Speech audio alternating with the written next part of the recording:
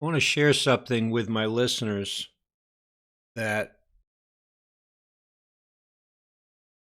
is a just very strange, very crazy uh, coincidence.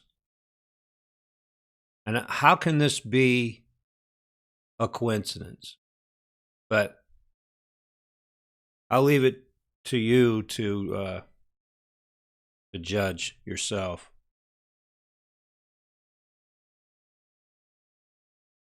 It says that the folks that were hit the hardest with Hurricane Dorian were actually being forced off their land. And this article is going to really cause you to think about, is this just a coincidence? I really don't know what's going on here, people, and I don't want to try to read into it, but I just find it interesting how the date that is in this article lines up with the time of the storm. Just real strange.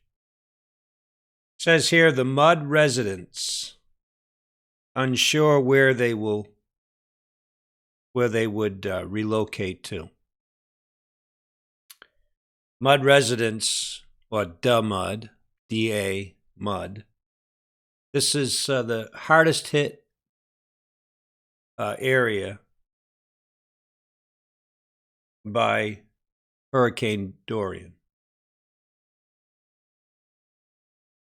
Very interesting information here. Some residents of Shanty town, known as the Mud, in Marsh Harbor of Abaco, said yesterday that they don't know where they would live when the government moves to destroy the community. The Minius administration has established a shantytown task force, which aims to eradicate shantytowns throughout the country. The Guardian understands the government will give residents of the Mud, or Mud, until, get this, July 2019 to find other accommodations. And then less than a month difference of that date, Dorian hits. Like no other storm, no other hurricane that just sits on this island. Very strange. It says,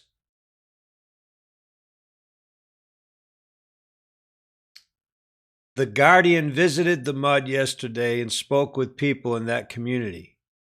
Dozens of residents were moving about as a light shower fell on hundreds of makeshift, multicolored homes, derelict cars, and piles of trash littering the area. Tellis Dultian, I guess I'm pronouncing that correctly, along with several other men, was sitting under a tree seeking shelter from the rain. He has lived in the Mud for 7 years. The 60-year-old said he built a shack in the area and has no idea where he will live if the government destroys the community. Now, just to let you know, they've already demolished several shanty homes, or whatever you want to call these places where people found shelter. They went into certain areas of the shanty towns and demolished these people's homes. So he says, I built that little home because I can't pay no rent, he said. Tear it down, but I don't know where I would go. I do not know because I don't have no money. So they had a plan, okay? They had a plan to destroy, listen to this, what he would do. He doesn't know what he would do if the government destroys the mud, Jeremy said. I really don't know yet. If they are going to break them down, are they going to give us somewhere to go? Another woman, who did not wish to be named, said she has has nowhere to go. I don't know where I would go, she said outside her home. She asked if the government intends to provide housing for the residents. So this is a administration within their government, the Department of Local Government for Central Abaco, said that many Abaconians are concerned about the health and safety issues of the shanty towns on the island. This is a real concern, she said. We have to look at the way that we structure our homes. So I read in another place, this had to do with building code, that if the people of Abaco in the shanty towns were not able to build according to code, that their homes would be destroyed. And I find it interesting that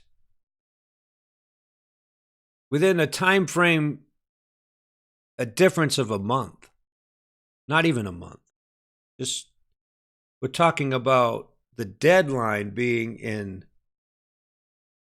August. In July of 2019, right here. And it's now September 6th. Just look how close. Now, obviously, a week ago, right, is when Dorian hit. Think about it. It's just, is this just a freak coincidence?